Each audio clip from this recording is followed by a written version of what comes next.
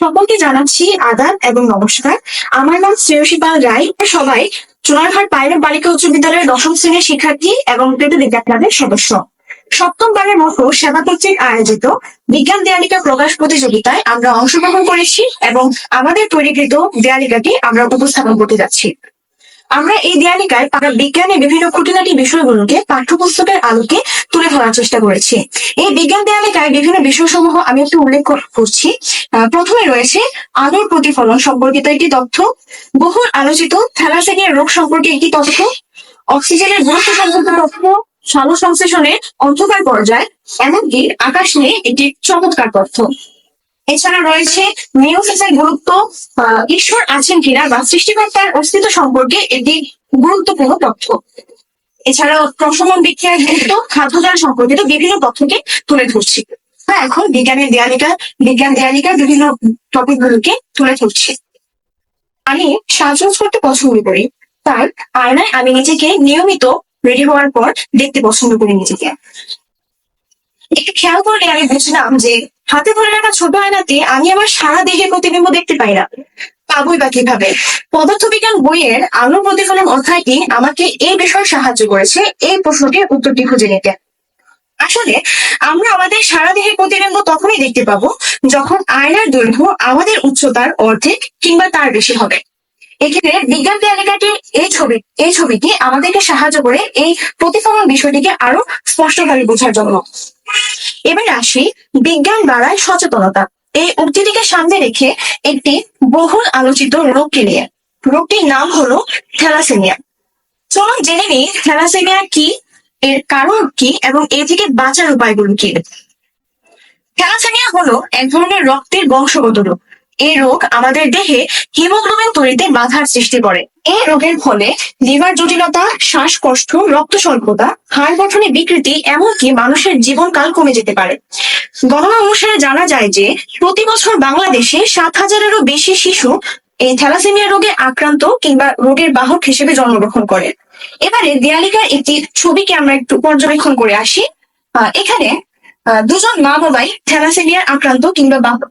এক্ষেত্রে নীল রং দ্বারা থ্যালাসেমিয়া আক্রান্ত নয় এমন অংশ এবং গোলাপি রং দ্বারা থ্যালাসেমিয়া আক্রান্ত এমন অংশকে বোঝানো হয়েছে। এবারে এই দুজন মা বাবা থেকে যে 4 ধরনের সন্তান জন্ম নেবে তাদের মধ্যে একটি শিশু সম্পূর্ণভাবে থ্যালাসেমিয়া আক্রান্ত শিশু এবং 2টি শিশু থ্যালাসেমিয়ার বাহক শিশু এবং একটি শিশু সম্পূর্ণভাবে সুস্থ শিশু হিসেবে জন্মগ্রহণ করবে। এই থেকে আমরা বলতে পারি যে মা বাবা যদি উভয়ে এই থ্যালাসেমিয়া রোগের আক্রান্ত হয়ে থাকে তাহলে সন্তানদের থ্যালাসেমিয়া হওয়ার ঝুঁকিটা প্রায় 25% পর্যন্ত থেকে যায়। এক্ষেত্রে সম্পূর্ণভাবে চিকিৎসার মাধ্যমেও এই রোগের উপশম নাও ঘটানো যেতে পারে। এই বিষয়ে প্রতিরোধমূলক ব্যবস্থাগুলো হলো হাতিয়ার। প্রতিরোধমূলক ব্যবস্থাগুলোর মধ্যে রয়েছে বিয়ের আগে থ্যালাসেমিয়া ক্যারিয়ার টেস্ট করানো, জেনেটিক কাউন্সেলিং, গর্ভাবস্থায় ভ্রূণে থ্যালাসেমিয়া নির্ণয় করা। একটি তথ্য দিয়ে রাখি, আমরা যদি আমাদের পরিবার কিংবা আত্মীয়দের মধ্যে বিবাহ বন্ধনে আবদ্ধ হই তাহলে থ্যালাসেমিয়া আক্রান্ত হওয়ার ঝুঁকিটা আরো বেড়ে যায়। কারণ আমরা জানি যে কিংবা পরিবারের সদস্যদের মধ্যে জিনের বৈচিত্র্যতা অত্যন্ত কম থাকায় এই থ্যালাসেমিয়ার ঝুঁকি আরো বেড়ে যায়। এবারে আসি হাইড্রোক্লোরিক অ্যাসিড বা HCl নামের অ্যাসিডটিকে নিয়ে। আমরা দেয়ালিকা একটি ছবির মাধ্যমে একটু পর্যবেক্ষণ করি যে একটি পাত্রে যদি pH মান 2 এমন শক্তিশালী হাইড্রোক্লোরিক অ্যাসিড রাখা হয় এবং সেটাতে যদি একটি সম্পূর্ণ মুরগির রানকে ডোবানো হয় তাহলে তা কিছুক্ষণের মধ্যে সম্পূর্ণভাবে গলে যাবে এবং অ্যাসিডের সাথে মিশে যাবে। প্রশ্নটি এখানে এসে দাঁড়ায় যে আমাদের পেটের পাকস্থলীতেও ঠিক একই ধরনের শক্তিশালী অ্যাসিড বিদ্যমান, কিন্তু আমাদের পাকস্থলীর অঙ্গাণুগুলো গলে যায় না কেন? এর উত্তরটি আমরা খুঁজে পাই যে পাকস্থলীতে মিউকাস নামের একটি শক্তিশালী আবরণী বা স্তর থাকে যা এই শক্তিশালী অ্যাসিডটিকে আমাদের পেটের কোষে কোনোভাবে মিশতে দেয় না। এর ফলে আমাদের পেটে কোনো কিছুই গলে যায় না। দেয়ালিকায় জুড়ে দেয়া এই ছবিটি একটু দেখে আসি। এই ছবিটির সাথে সম্পৃক্ততা রয়েছে একটি শব্দের, তা হলো 4/3 হ্যাঁ, বলছি সমুদ্রের পানির কথা, যা আমাদের পৃথিবীকে পুরোটাই বলতে গেলে ঘিরে রয়েছে। নিচে একটি রাসায়নিক বিক্রিয়াকে উল্লেখ করা হয়েছে যেখানে মোটা দাগে লেখা হয়েছে নো রিঅ্যাকশন। জিনিসটা কি? আমরা আসলে একটি ছোট্ট ছোট্ট রাসায়নিক বিক্রিয়ার মাধ্যমে সৃষ্টিকর্তার অস্তিত্বকে খুঁজে পাওয়ার জন্য এই টপিকটি এখানে সংযুক্ত করেছি। এই পৃথিবীর সমস্ত কিছু নিয়ন্ত্রণে যে একজন রয়েছেন তা আমরা একটি রাসায়নিক বিক্রিয়ার মাধ্যমে এই রাসায়নিক বিক্রিয়াটি বেছে নিয়েছি, এবং আমরা জানি যে NaOH অর্থাৎ সোডিয়াম অক্সাইড HCl এর সাথে মিলে সব সময় NaCl অর্থাৎ লবণ জাতীয় এবং পানি তৈরি করে, কিন্তু কখনোই NaCl পানির সাথে বিক্রিয়া করে NaOH বা HCl তৈরি করে না। এটা কেন হয় না তা কিন্তু আমাদের মানব জাতি জানা নেই। আসলে এটা আমাদের সৃষ্টিকর্তার এক অসীম লীলা। এবার আসি, যদি এই বিক্রিয়াটি সংঘটিত হতো তাহলে কি হতো? এই বিক্রিয়াটি যদি সংঘটিত হতো তাহলে সমুদ্রের মধ্যে অ্যাসিডের পিএইচ মান বেড়ে যেত এবং সেখানে বাস্তু সংস্থান ধ্বংস হয়ে যেত, কারণ ওটার পানির পিএইচ মান থাকে 8.1 পর্যন্ত। কিন্তু পূর্বে ব্যাখ্যা করা এই বিক্রিয়াটি যদি সম্পূর্ণ হয় তাহলে কি হবে? তাহলে বিশালদেহী প্রাণীদের মধ্যে অস্থিরতার সৃষ্টি হবে এবং এর ফলে মহাপ্রলয়কারী ঘূর্ণিঝড় আমাদের স্থলভাগে ঝাঁপসে পড়বে, যার ফলে সৃষ্টি হবে এসিড এবং ক্ষার বৃষ্টি, যা নিমেষে শেষ করে দেবে উদ্ভিদকে এবং ধ্বংস করে দেবে এই পৃথিবীর সকল বাস্তু সংস্থানকে। এই থেকে বোঝা যায় যে আমাদের এই পৃথিবীকে যে সৃষ্টি করেছেন বা যিনি সৃষ্টি করেছেন তিনি বুদ্ধিমানের থেকে বুদ্ধিমান। সবাইকে জানাই সালাম এবং আদাব। আমার নাম নুসরাত তালুকদার অনন্যা। আমার আগের সহপাঠী পোষণ বিজ্ঞানের উল্লেখ করে খুব সুন্দর একটি তথ্য দিয়ে দিয়েছে। তো এই পর্যায়ে আমি শুরু করছি পোষণ বিক্রিয়ার গুরুত্বকে তুলে ধরে। মূলত আমাদের পৃথিবীর অনেকাংশে পোষণ বিক্রিয়ার উপর নিয়ন্ত্রিত। পৃথিবীতে গ্যাস পীড়িত 4 ধরনের যৌগ থাকে: এসিড, ক্ষার, পানি এবং লবণ। এই পোষণ বিক্রিয়ায় এসিড এবং ক্ষারের বিক্রিয়ার মাধ্যমে উৎপন্ন হয় নিরপেক্ষ লবণ এবং পানি। মূলত আমাদের পৃথিবীতে যতগুলো দূষিত পদার্থ সৃষ্টি হয় তা হয় ক্ষারের প্রবণতা বা এসিডের প্রবণতার বৃদ্ধির কারণেই হয়ে থাকে। পরিবেশ যখন অ্যাসিডীয় হয়ে যায় তখন তা ক্ষার দিয়ে নিয়ন্ত্রণ করা হয়, আবার যখন ক্ষারীয় হয়ে যায় তখন তা অ্যাসিড দিয়ে নিয়ন্ত্রণ করা হয়। এই বিষয়টিকে সহজে তুলে ধরার জন্য আমাদের বিজ্ঞান দিয়ালিকায় এখানে একটি সুন্দর অ্যাসিডীয় পুকুরের ছবি তুলে ধরা হয়েছে। এই পুকুরটি যখন অ্যাসিডীয় তখন তার বর্ণ কমলা বর্ণে, মাছগুলো অসুস্থ অবস্থায় থাকে, মনস্িত অবস্থায় থাকে এবং এর পিএইচ মান দাঁড়ায় 4.5 থেকে 5.5। এর মতো অবস্থায় যখন এই অ্যাসিডীয় পুকুরের মধ্যে ক্ষার প্রয়োগ করা হয় অর্থাৎ চুন প্রয়োগ করা হয় তখন এটি কমলা বর্ণ থেকে নীল বর্ণ ধারণ করতে শুরু করে এবং এর পিএইচ মান বৃদ্ধি হয়ে দাঁড়ায় 6.8 থেকে 7.2। এই অবস্থায় মাছগুলো তাদের স্বাভাবিক পরিবেশ ফিরে পায় এবং স্বাচ্ছন্দ্যে জীবনযাপন করতে থাকে। এই তথ্যে মূলত এই পুকুরটি যখন অ্যাসিডীয় তখন তাতে ক্ষার প্রয়োগের মাধ্যমে পিএইচ মান বাড়ার মাধ্যমে যে পুকুরটিকে দূষিত করা হয় এটি মূলত তুলে ধরা হয়েছে। আমাদের দৈনন্দিন জীবনে পোষণ বিক্রিয়ার গুরুত্ব অনেক ক্ষেত্রেই দেখা যায়, মৌমাছির কামড়, কৃষিক্ষেত্রে ইত্যাদি ইত্যাদি। তারপর শুরু করছি ট্রফিক লেভেল বা খাদ্য জালকে উল্লেখ করে। বেশ কয়েক মাস আগে আমি একটি ম্যাগাজিন পড়েছিলাম। এই ম্যাগাজিনে একটি তথ্য পেয়েছিলাম যে সবুজ উদ্ভিদ সবচেয়ে বেশি শক্তিশালী এবং মানুষ সবচেয়ে কম শক্তিশালী। মূলত এই বিষয়টি আমাকে খুবই ভাবিয়েছিল। আমি ভাবছিলাম যে মানুষ সবচেয়ে কম শক্তিশালী এবং সবচেয়ে বেশি শক্তিশালী। তারপর যখন আমি আমার পাঠ্য বই, বিজ্ঞান বই এবং শিক্ষকদের সহায়তা নিই এই বিষয়ে আমি খুব সুন্দর একটি তথ্য খুঁজে পাই এবং আমি এই বিষয় সম্পর্কে অনেক কিছু জানতে পারি। মূলত আমরা সবাই জানি যে একটি বাস্তুত উদ্ভিদের একটি ট্রফিক লেভেলে যতগুলো শক্তি থাকে তার প্রায় 10% শক্তি তার উপরের ট্রফিক লেভেলে গিয়ে পৌঁছায় এবং বাকি 90% শক্তি পৃথিবীতে বিমুক্ত হয়ে যায় বা অব্যবহৃত হয়ে থেকে যায়। সবাই দেখতেই পাচ্ছেন যে সর্বোচ্চ ট্রফিক লেভেল অর্থাৎ চতুর্থ ট্রফিক লেভেল অবস্থান করে মানুষ এবং প্রথম ট্রফিক লেভেল অবস্থান করে সবুজ উদ্ভিদ। আমরা সবাই জানি যে সবুজ উদ্ভিদ সৌরশক্তি ব্যবহার করে নিজের খাদ্য নিজেই তৈরি করে। তাই সবুজ উদ্ভিদের শক্তিকে যদি 100 ধরা হয় তাহলে তার পরবর্তী ট্রফিক অর্থাৎ দ্বিতীয় ট্রফিক মাছের সেই শক্তিকে পৌঁছায় 10% এবং বাকি 90% শক্তি প্রকৃতিতে বিভক্ত হয়ে যায়। একইভাবে দ্বিতীয় ট্রফিক লেভেল মাছ থেকে যখন তৃতীয় ট্রফিক লেভেল মুরগিতে সেই শক্তি যায় তখন সেই শক্তিকে দাঁড়ায় 1% এবং সর্বশেষ চতুর্থ ট্রফিক লেভেলে সেই শক্তি গিয়ে দাঁড়ায় 0.1%।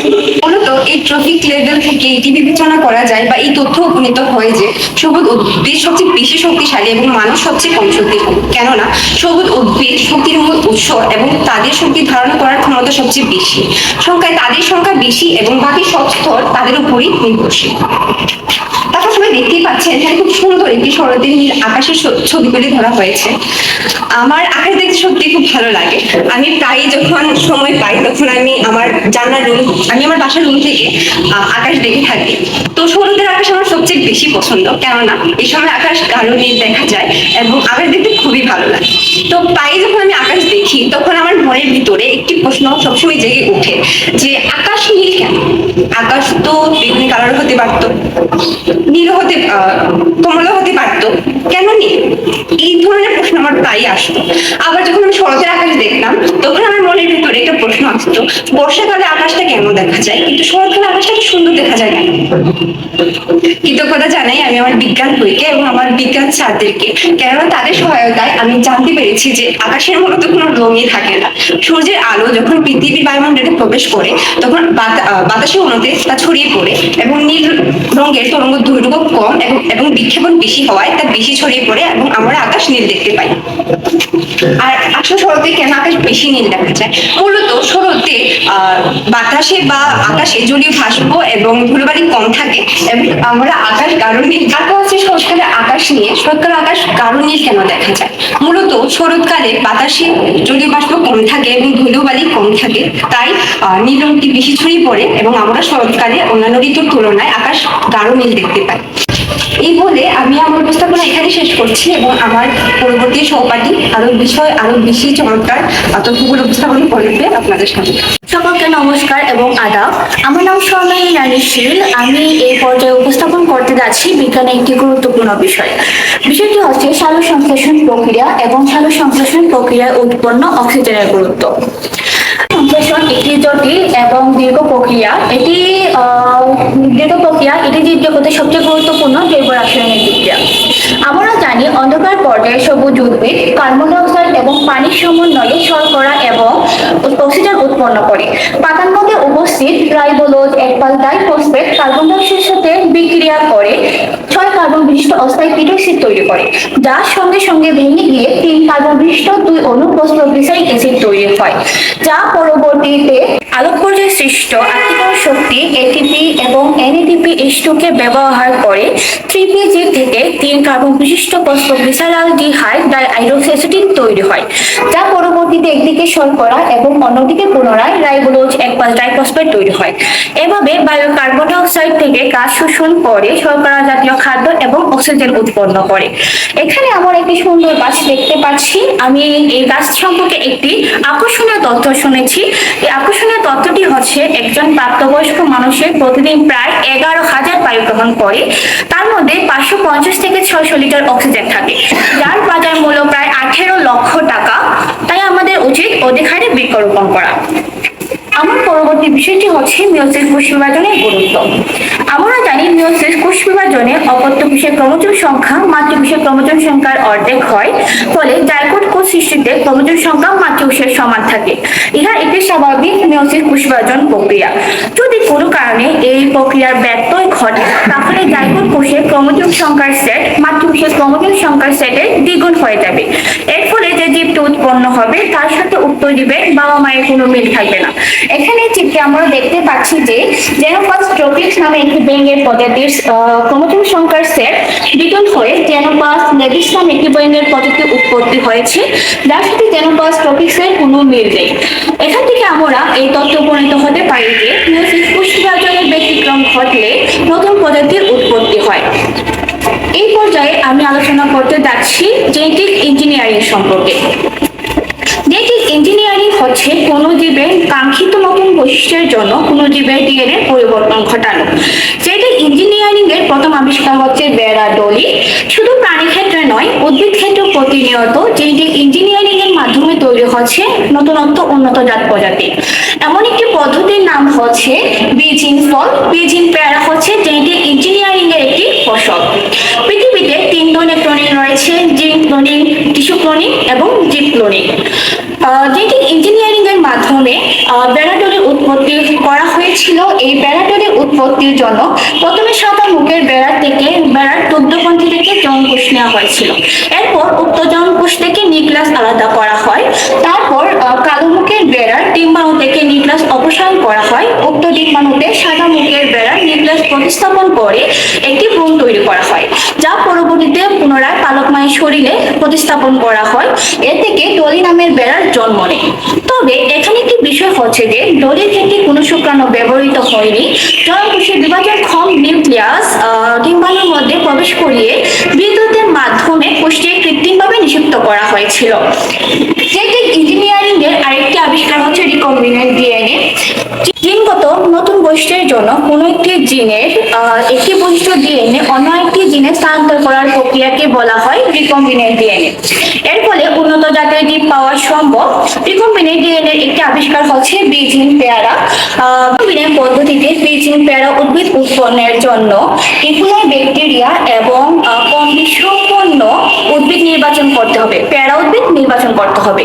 এবার দাদা কোষ থেকে কাঙ্ক্ষিত জিন এবং ইকুলাই ব্যাকটেরিয়া থেকে প্লাজমিডিনের কিছুটা অংশ কেটে নিতে হবে। এবার রেস্ট্রিকশন এনজাইমের মাধ্যমে প্লাজমিডিনের কাঙ্ক্ষিত জিনগুলো সংযোজন করা হয়। এর ফলে যে ডিএনএটি তৈরি হয় তার মধ্যে কাঙ্ক্ষিত জিনের বৈশিষ্ট্যটি প্রকাশ পায়। উক্ত জিন পুনরায় ইকুলাই ব্যাকটেরিয়া শরীরে প্রবেশ করিয়ে জিনের বংশ বিস্তারের মাধ্যমে কাঙ্ক্ষিত জিনের পরিমাণ বৃদ্ধি করা হয়। কাঙ্ক্ষিত জিনের পরিমাণগুলো অনেক বেশি বৃদ্ধি করা হয়। উক্ত জিন রেডিয়েশনের মাধ্যমে উদ্ভিদের মধ্যে প্রবেশ করিয়ে বীজহীন পেয়ারা উদ্ভিদ তৈরি করা হয়। সর্বোপরি আমরা এই তথ্য উপনীত হতে পারি যে জেনেটিক ইঞ্জিনিয়ারিং এর মাধ্যমে জীব ক্লোনিং দ্বারা সম্পূর্ণ নতুন একটি জীব তৈরি করা সম্ভব হয়েছে। উন্নত জাতের জীবের উদ্ভাবন, গবেষণা চলছে প্রাণীর মধ্যে মানুষের নির্দিষ্ট অঙ্গে ক্লোনিং তৈরি করে তা মানুষের দেহে সকলভাবে প্রতিস্থাপন করা।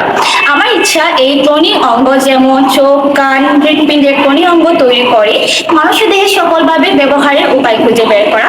তাই ভবিষ্যতে আমি নিজেকে একজন জেনেটিক ইঞ্জিনিয়ার হিসাবে দেখতে চাই। দেয়ালিকার মাধ্যমে আমরা আমাদের পাঠ্য বইয়ের গুরুত্বপূর্ণ বিষয়গুলোকে সহজভাবে তুলে ধরার চেষ্টা করেছি এবং এই বিজ্ঞান দেয়ালিকায় কাজ করার মাধ্যমে আমাদের নানা অজানা তথ্য সম্পর্কে জানার আগ্রহ বৃদ্ধি পেয়েছে। ভবিষ্যতে আমরা এই সম্পর্কে আরো বিস্তারিত তথ্য জেনে অধিকভাবে জানার চেষ্টা করব। ধন্যবাদ।